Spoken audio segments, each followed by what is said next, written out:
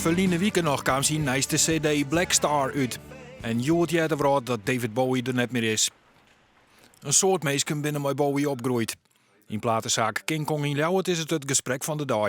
Ik hoorde het vanmorgen en ik lag op bed en mijn vrouw zei van... Victor, Bowie is overleden. Ik zeg, dat meen je niet. Ik zeg, dat is echt jammer. Want hij heeft toch echt, nou, vind ik, buiten de Stones om en de Beatles... heeft hij echt wel zijn stempel gedrukt.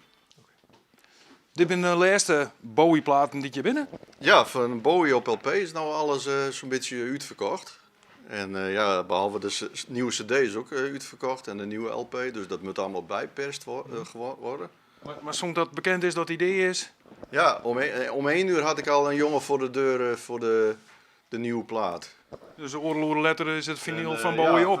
Voor de rest heb ik vanmiddag heel veel, alles qua tweedehands platen allemaal verkocht van hem. Aan een stuk of 4, 5 klanten. Ja. Dus dat is een ware run op zijn originele vinyl. Ja. En het vinyl zit sowieso in de lift. Maar nou is het een beetje dubbel op. Ja. Ook bij Stichting Friesland Pop schrokken ze van het nijs. Sjouke Nota, zelfs ik Bowie-fan, jerde er van hem aan van. Ja, vanmorgen op een teletext zag ik het voorbij schieten. Ja, toen dacht ik wel even van shit, het leven gaat hard. Ja. Vorige week Lemmy van Motorhead en nou David Bowie. Ja, who's next, denk je dan bijna.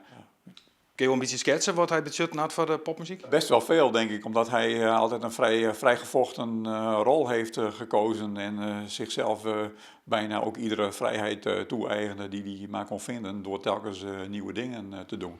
En dat is wel een voorbeeld voor heel veel anderen geweest, denk ik, dat je in principe alles kon doen wat je maar wou.